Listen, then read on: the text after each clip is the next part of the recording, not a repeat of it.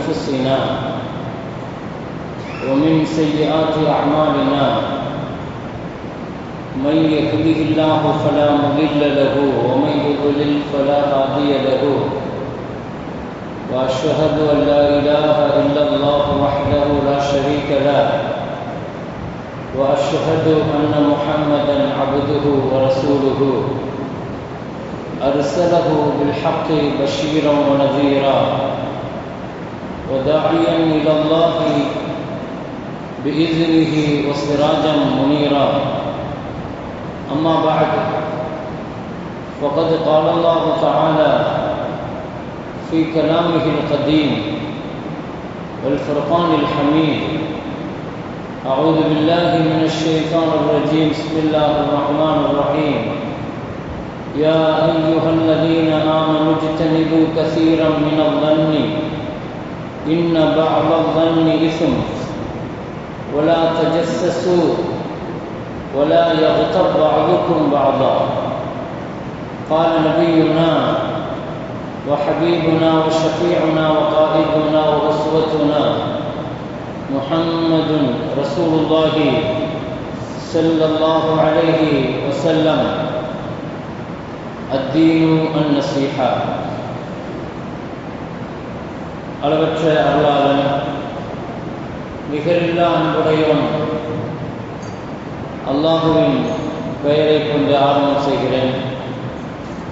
உயிருக்கு உயிரான உயிரிடும் மேலான முஹம்மது ரசூலுல்லாஹி ஸல்லல்லாஹு அலைஹி வஸல்லம் அவர்கள் மீதும் அவர்களின் பரிசுத்த தோழர்கள், குடும்பத்தார்கள், உம்மத்தார்கள், இங்கு சங்கமித்திருக்கிற நம் அனைவர்கள் மீதும் அல்லாஹுவின் அன்பும் அருளும் வந்து சேரட்டுமாக.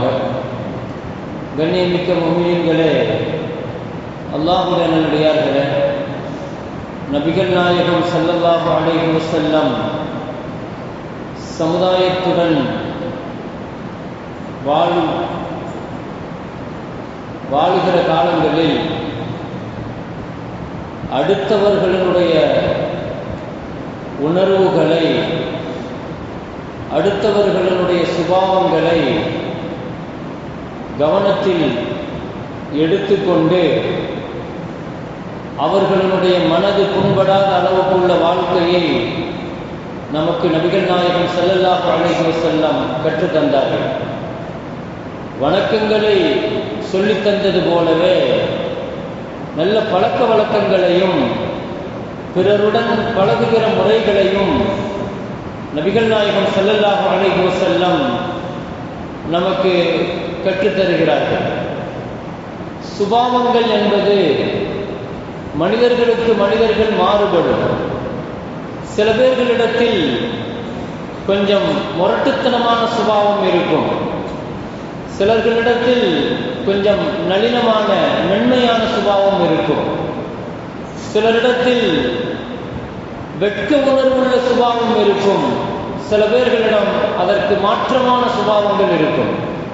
நபிகள் நாயகம் ஸல்லல்லாஹு அலைஹி வஸல்லம் மனிதர்கள் சிலர்கள் தங்கத்தை போல, சிலர்கள் வெள்ளியை போல, சிலர் இரும்பை போல என்று மனிதர்களுடைய சுபாவங்களை பல்வேறு உலோகங்களை கொண்டு உதாரணப்படுத்தி கூறினார்கள் ஸல்லல்லாஹு அலைஹி வஸல்லம்.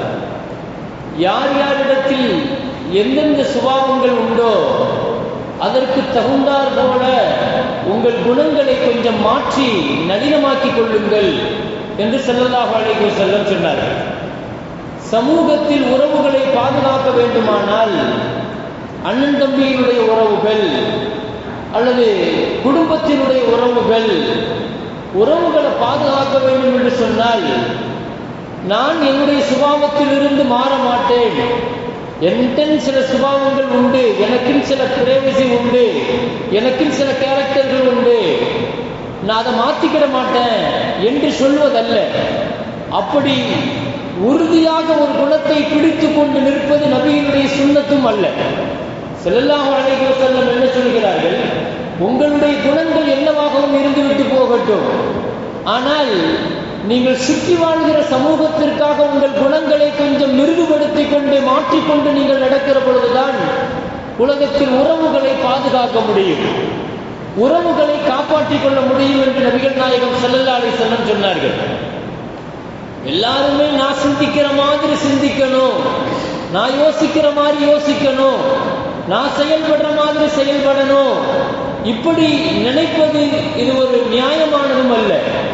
மனிதனுடைய ஒரு விரல் ஒரு கையினுடைய விரல்களாக இருக்கிற பல்வேறு அதில் வித்தியாசம் இருக்கிறது. மனிதர்களிடத்தில் வித்தியாசங்கள் என்பது அல்லாஹ்வினுடைய படைப்பை சார்ந்தது. அதை ஏற்றுக்கொண்டு தான் ஆக வேண்டும் என்று நபிகள் நாயகம் ஸல்லல்லாஹு அலைஹி வஸல்லம் சொன்னார்கள். ஒருவரிடத்தில் ஒரு குணம் பிடிக்கவில்லை, எனவே அவருக்காக அந்த குணத்திற்காக தன்னை மாற்றிக்கொள்வது, தன்னிடத்திலே மாற்றிக்கொள்கிற இந்த சுபாவம் ஹஜ்ரத் ரசூலுல்லாஹி ஸல்லல்லாஹு அலைஹி வஸல்லத்தினுடைய சஹாபாக்கள்ல ஒவ்வொரு சஹாபியிடத்திலேயும் ஒவ்வொரு குணங்கள் உண்டு. ஹஜ்ரத் அபூபக்கர் ரலியல்லாஹு அவர்களிடத்தில், ஹஜ்ரத் உமர் ரலியல்லாஹு அவர்களிடத்தில் சமூகம் என்று சொன்னால் பல பேர்கள் பல்வேறு குணங்களோடு இருப்பார்கள். அப்ப ரசூல் ஸல்லல்லாஹு அலைஹி வஸல்லத்தோடு பழகுகிற பொழுது சின்ன பிள்ளைகள் பழகுவாங்க, சின்ன பிள்ளைகள், அதே மாதிரி வாலிபர்கள், வயோதிகர்கள், சமுதாயத்தில் பெரிய பொறுப்பில் இருக்கிறவங்க, பெரிய பெரிய தலைவர்கள், நிர்வாகிகள், இப்படி பல்வேறு தரப்பட்டவர்கள் நபிகள் நாயகம் ஸல்லல்லாஹு அலைஹி வஸல்லத்தோடு பழகுவார்கள். அப்படி நபியோடு பழகுகிற பொழுது ஒவ்வொருவர்களிடத்திலேயும் ரசூலுல்லாஹ்வுடைய அணுகுமுறை வெவ்வேறு விதமாக இருக்கும். சின்ன பிள்ளைங்கன்னு எடுத்துக்கிட்டா ஸல்லல்லாஹு அலைஹி வஸல்லத்தோடு பழகின சின்ன சின்ன பிள்ளைங்க, உமைர் ரலியல்லாஹு அன்ஹு ஒரு 5 வயசு பிள்ளை, ஹஜ்ரத் அனஸ் ரலியல்லாஹு அன்ஹு ஒரு 7 வயசு பிள்ளை. நபிகள் நாயகம் ஸல்லல்லாஹு அலைஹி வஸல்லம் இந்த சின்ன பிள்ளைகளோடு பழகுகிற முறைகள் ரொம்ப விளையாட்டாக, பல நேரங்களில் அந்த அவர்களை ஓடி பிடிக்கிற அளவுக்கு விளையாடக்கூடியவர்களாக பெருமானார் ஸல்லல்லாஹு அலைஹி வஸல்லம் சின்ன பிள்ளைகளோடு பழகுகிற அந்த பழக்க வழக்கங்கள் இருக்கும். ஒரு பெரிய சமுதாயத்தினுடைய தலைவர், சமூகத்தினுடைய பெரிய அந்தஸ்தில் இருக்கிறார்கள், ஆனாலும் சிறுவர்களோடு நபிகள் நாயகம் ஸல்லல்லாஹு அலைஹி வஸல்லம் பழகுகிற முறைகளை பார்த்தால் ரொம்ப வித்தியாசமாக இருக்கும். அதற்கு உமைர் ரலியல்லாஹு அன்ஹு ஒரு சின்ன பிள்ளை, எப்பவுமே ஒரு குருவி ஒன்று வளர்ப்பாரு. நபிகள் நாயகம் ஸல்லல்லாஹு அலைஹி வஸல்லத்திற்கு தெரியும். ஸல்லல்லாஹு அலைஹி வஸல்லம் அவரிடத்தில் அடிக்கடி விசாரிப்பாங்க, என்ன அந்த குருவிக்கு சாப்பாடு கொடுத்தீங்களா, அந்த குருவி எப்படி இருக்குது, என்ன செஞ்சிச்சு. அப்போ அந்த சின்ன பிள்ளைகிட்ட குருவியை பற்றி, வீட்டில் அவர் வளர்க்கிற குருவியை பற்றி ஸல்லல்லாஹு அலைஹி வஸல்லம் அவர்கிட்ட விசாரிக்கிறாங்க. பல நேரங்களில் அப்படி நபிகள் நாயகம் ஸல்லல்லாஹு அலைஹி வஸல்லம் விசாரிப்பாங்க. அவரும் பல நாட்கள் அந்த மாதிரி அதுக்கான விளக்கங்களை சொல்லுவார். ஒரு நாள் அவர் பள்ளிவாசலுக்கு வரலை. ஸல்லல்லாஹு அலைஹி வஸல்லம் கேட்டாங்க, என்னாச்சு, அவர் எங்கே அப்படின்னு கேட்குறாங்க. சின்ன பிள்ளை தான், 5 வயசு பிள்ளை தான், இல்லை எப்போ வருவார், ஏன் வரலை அப்படின்னு கேட்குறாங்க. இப்போ சொன்னாங்க, இந்த மாதிரி அவர் வளர்த்த குருவி அது செத்து போச்சு அப்படின்னு சொன்னாங்க. உடனே நபிகள் நாயகம் ஸல்லல்லாஹு அலைஹி வஸல்லம், சரி வாங்க உமைரை போய் பார்த்துட்டு வரலாம், உமையத்தை போய் விசாரிச்சுட்டு வரலாம். சஹாபிகளை கூப்பிட்டுட்டு அதற்கு ரசூலுல்லாஹி ஸல்லல்லாஹு அலைஹி வஸல்லம் அந்த சின்ன பிள்ளை உமைர் ரலியல்லாஹு தேடி போறாங்க. வீட்டுக்கு போனாங்க, என்ன ஆச்சு, அந்த குருவிக்கு என்ன நடந்துச்சு, எப்படி செத்து போச்சு அப்படின்னு துக்கம் விசாரிக்கிறாங்க. வரலாற்றில் ரொம்ப ஆச்சரியமான ஒரு செய்தி இது. ஒரு சமுதாயத்தினுடைய தலைவர், ஒரு தலைமைத்துவ ஸ்கில் என்று சொல்லுவார்கள், தலைமைத்துவ பண்பு, ஒரு சமுதாயத்தை வழிநடத்தணும்னு சொன்னா அந்த சமூகத்தை சார்ந்து இருக்கிற ஒவ்வொருவர்கள்ட்டையும் எப்படி பழகணுங்கிறது தெரியணும். சின்ன பிள்ளைங்கள இருந்து அதனுடைய உயர்ந்த வயோதிகர் வரைக்கும், பெரியவர் வரைக்கும் எல்லார்ட்டையும் ஒரே மாதிரி கேரக்டரோடு பழகக்கூடாது. நபி ஸல்லல்லாஹு அலைஹி வஸல்லம் அழகா சொல்லி கொடுக்குறாங்க. வீட்டில் உள்ள சின்ன பிள்ளைகள்கிட்ட ஸல்லல்லாஹு அலைஹி வஸல்லம் எப்படி பழகுவாங்கிறது அழகா சொல்லி கொடுக்குறாங்க. மாஃபால உமைர், என்ன ஆச்சு உமைரே, எப்படி செத்து போச்சு, என்ன செஞ்சிச்சு அப்படின்னு ஒரு தலைவர் போய் ஒரு சின்ன பிள்ளைகளுடைய வீட்டில் போய் விசாரிக்கிற அளவுக்கு நபிகள் நாயகம் ஸல்லல்லாஹு அலைஹி வஸல்லம் சமூகத்துடன் உள்ள பழக்க வழக்கங்களை சொல்லிக் கொடுக்கிறார். இது ஒரு புறம் சிறுவர்களுடன் பழகுகிற பழக்கம் என்றால், மறுபுறத்தில் நபிகள் நாயகம் ஸல்லல்லாஹு அலைஹி வஸல்லம் சமுதாயத்தில் ஏழைகள் இருப்பார்கள், சமுதாயத்தில் ஓரங்கட்டப்பட்டவர்கள் இருப்பார்கள், தாழ்வு மனப்பான்மையுடன் வாழுகிறவர்கள் இருப்பார்கள். சில பேர்கள்ட்ட எப்பவுமே அந்த தாழ்வு மனப்பான்மை இருக்கும், எப்பவுமே பொது இடத்துக்கு வரமாட்டாங்க, ரொம்ப ஒதுங்கி ஒதுங்கி இருப்பாங்க, பதுங்கி பதுங்கி இருப்பாங்க. நபிகள் நாயகம் ஸல்லல்லாஹு அலைஹி வஸல்லம் இப்படிப்பட்டவர்களை ரொம்ப பெரிய அளவுல கவனம் எடுப்பாங்க. அப்படி சில சஹாபாக்கள் உண்டு. ஹஸரத் ஜாகிர் ரலியல்லாஹு அன்ஹு ஒரு சஹாபி. இவர் ரொம்ப ஒரு பார்க்கிறதுக்கு ரொம்ப ஒரு கருப்பினத்த அடிமை. அவர் பார்க்கிறதுக்கு ரொம்ப பங்கரையாக இருப்பார். அவருக்கு ஒரு தாழ்வு மனப்பான்மை உண்டு. எப்போவுமே முன்னால் வந்து உட்கார மாட்டார், ஓரமாக தான் உட்காருவார். இப்படி பல நாட்கள் ஒதுங்கி ஒதுங்கி போய்கிட்டே இருப்பார். எந்த இடத்துக்குமே முன்னால் வர மாட்டார். அப்படி சில பேர் இருப்பாங்க. சில பேர் கேரக்டர் அந்த மாதிரி இருக்கும். நபிகள் நாயகம் ஸல்லல்லாஹு அலைஹி வஸல்லம் சந்தர்ப்பத்தை எதிர்பார்த்துக்கிட்டே இருந்தாங்க. இவருடைய தாழ்வு மனப்பான்மையை எப்படி எடுக்கணும், இவருடைய தாழ்வு மனப்பான்மை எப்படி போக்கணும், இதுக்கான வாய்ப்பை எதிர்பார்த்துட்டே இருந்தாங்க. அவர் பேர் ஜாகிர். இவர் ஒரு சந்தையில் உள்ள வியாபாரி. ஒரு நாள் ஏதோ ஒரு விஷயமா நபிகள் நாயகம் ஸல்லல்லாஹு அலைஹி வஸல்லம் வீட்டுக்கு வந்தாங்க. வீட்டுக்கு வந்து மனைவிமார்கள்ட்ட கேட்டாங்க, ஸல்லல்லாஹு அலைஹி வஸல்லம் இருக்கிறாங்களான்னு கேட்டாங்க. மனைவிமார்கள் சொன்னாங்க, ஸல்லல்லாஹு அலைஹி வஸல்லம் வெளியே போயிருக்கிறாங்க. அப்படியா, சரி அப்படின்ட்டு வந்துட்டாரு. நபி ஸல்லல்லாஹு அலைஹி வஸல்லம் வீட்டுக்கு வராங்க. வந்த உடனே வீட்டில் உள்ள மனைவிமார்கள் சொன்னாங்க, யா ரசூலல்லாஹ், உங்களை தேடி ஜாகிர் வந்தாரு அப்படின்னாங்க. ஜாகிர் ஒன்றும் ஒரு பெரிய ஆள் கிடையாது. ஒரு சாதாரணமான சமுதாயத்தில் ரொம்ப வெட்கப்பட்டுக்கிட்டு நபி ஸல்லல்லாஹு அலைஹி வஸல்லம் இந்த மாதிரி ஆட்கள் இருக்கிறாங்க பாருங்க. சமூகத்தில் வெட்கப்படுற மாதிரியான ஆட்கள், ஒதுங்கி ஒதுங்கி இருக்கிற ஆட்கள். ஹஸரத் பிலால் ரலியல்லாஹு எப்பொழுதுமே ஸல்லல்லாஹு அலைஹி வஸல்லம் முன்னால கூப்பிடுவாங்க. எல்லா சபையிலையும் முன்னால கூப்பிடுவாங்க. மக்கா வெற்றி பெற்று காபத்துல்லாஹ்வுடைய சாவி தந்தப்போ பிலால் ரலியல்லாஹு தான் கூப்பிட்டாங்க. பிலால் முன்னால வாங்கன்னு சொன்னாங்க. காபத்துல்லாஹுவை திறங்கன்னு சொன்னாங்க. காபாவுக்கு உள்ள வாங்கன்னாங்க. காபாவுக்கு மேலே ஏறுங்கன்னாங்க. மேலே ஏறி வாங்க சொல்லுங்கன்னாங்க. இதுவெல்லாம் என்ன நினைக்கிறீங்க? அப்போ சமூகத்தில் ஒருத்தர் ஓரமாக எப்பவுமே தன்னை பற்றி தாழ்வா நினைச்சுக்கிட்டு ஒதுங்கி ஒதுங்கி போவார் பாருங்க. இந்த மாதிரி ஆட்களை நபிகள் நாயகம் ஸல்லல்லாஹு அலைஹி வஸல்லம் அடையாளம் கண்டுபிடிச்சு அவரை கொண்டு வந்து முன்னிலைப்படுத்தி எல்லாத்துக்கும் முன்னாலேயும் அவர் என்ன செய்வாங்க, கொண்டு வந்து நிறுத்துவாங்க. இது ஒரு தலைமைக்கான ஒரு பண்பு, அது ஒரு தலைமைத்துவ பண்பு. அது நபிகள் நாயகம் ஸல்லல்லாஹு அலைஹி வஸல்லம் ஜாகிர் ரலியல்லாஹு வீட்டுக்கு வந்து கேட்டாங்க. அப்படியா அப்படின்னு சொல்லி தெரிஞ்சுக்கிட்டு ஸல்லல்லாஹு அலைஹி வஸல்லம் ஜாகிரை தேடி போறாங்க. எங்க இருப்பாரு? சந்தையில் இருப்பார், வியாபாரம் செஞ்சுட்டு இருப்பாரு. நபிகள் நாயகம் ஸல்லல்லாஹு அலைஹி வஸல்லம் சந்தைக்கு போனாங்க. இவர் முன்முறமா நின்று வியாபாரம் செஞ்சுட்டு இருக்கிறாரு. சஹாபாக்கள்லாம் சுத்தி அங்க வியாபாரம் செய்யறாங்க. நபிகள் நாயகம் ஸல்லல்லாஹு அலைஹி வஸல்லம் அப்படியே பின்னாலேயே போனாங்க. ஜாகிர் ரலியல்லாஹு பின்னாலே போய் கட்டி பிடிச்சாங்க. கட்டி பிடிச்சி அப்படியே தூக்குனாங்க. மையஸ்தரி ஹாதல் அப்து, இந்த அடிமையை நான் விற்கிறேன், இந்த அடிமையை நான் விற்கிறேன், யார் வாங்குறீங்கன்னு கேட்டாங்க. இப்போ அவர் சொன்னாரு, யா ரசூலல்லாஹ், என்னையா விற்க போறீங்க? நான் ஒரு சில்லா காசு, என்னை யாரும் எந்த மதிக்க மாட்டாங்க. ஹஜ்ரத் ரசூலுல்லாஹி ஸல்லல்லாஹு அலைஹி வஸல்லம் சஹாபிகளுக்கு மத்தியில் 2 பேரை காட்டி சொன்னாங்க. ஒருத்தரை முதல்ல காட்டினாங்க. இவரை பற்றி நீங்கள் என்ன நினைக்கிறீங்கன்னு கேட்டாங்க. இவரா? இவர் பெரிய செல்வாக்குள்ளவர் சமூகத்தில், இவர் பெரிய செல்வாக்குள்ளவர், இவர் கடன் கேட்டால் கொடுப்பாங்க, இவர் பெண் கேட்டால் கொடுப்பாங்க, இவர் ரெக்கமெண்ட் பண்ணால் ஏற்றுக்கிடுவாங்க. அப்படி இன்னொருத்தரை கேட்டாங்க. இவர் எப்படிப்பட்டவர்? இவருக்கு யாரும் கடன் தர மாட்டாங்க, இவருக்கு செல்வாக்கு இல்லை. நபிகள் நாயகம் ஸல்லல்லாஹு அலைஹி வஸல்லம் சொன்னாங்க, இவரை விட இவர் தான் அல்லாஹ்ட்ட ரொம்ப உயர்ந்தவர்னு சொன்னாங்க. சமூகத்தில் வந்து சமூகத்தினுடைய பார்வையில் யார் ரொம்ப தாழ்வாக கருதப்படுறாரோ அப்படிப்பட்டவர்களை ஸல்லல்லாஹு அலைஹி வஸல்லம் சமூகத்திற்கு முன்னால உயர்த்தி காட்டுவாங்க. ஜாகிர் ரலியல்லாஹு பார்த்து ஸல்லல்லாஹு அலைஹி வஸல்லம், என்ன ஜாகிர், நீங்களா சில்லா காசு? அல்லாஹ்விடத்தில் உங்கள் மதிப்பு பெருசு தெரியுமான்னாங்க. அல்லாஹ்விடத்தில் உங்கள் மதிப்பு உயர்ந்தது தெரியுமான்னாங்க. இப்படி சமூகத்தில் சாதாரணமாக சாமானியராக ஒதுங்கி ஒதுங்கி இருக்கக்கூடிய சில பேர்கள் இருக்கிறாங்க. சில ஊனமானவங்க இருக்கிறாங்க. மாற்றுத்திறனாளிகள் ரசூலுல்லாஹ்ட்ட உண்டு. ஹஜ்ரத் இப்னு மஸ்ஊத் ரலியல்லாஹு ஒரு மாற்றுத்திறனாளி. அவங்களுடைய காலெல்லாம் பார்த்தீங்கன்னா ரொம்ப பொடிசா தான் இருக்கும். கிட்டத்தட்ட ஒரு 3 அடி தான் இருப்பாங்க. இப்னு மஸ்ஊத் ரலியல்லாஹு ஒரு தடவை ஒரு மரத்துக்கு மேலே ஏறினாங்க. இப்னு மஸ்ஊத் ரலியல்லாஹு சஹாபாக்கள் எல்லாம் அவங்களுடைய கரண்ட காலை பார்த்து சிரிச்சாங்க. இப்னு மஸ்ஊத் ரலியல்லாஹுடைய காலே விரல் அளவுக்கு தான் இருக்கும், அவ்வளோ பொடிசா இருக்கும். பார்த்துட்டு சில பேர் சிரிச்சிட்டாங்க.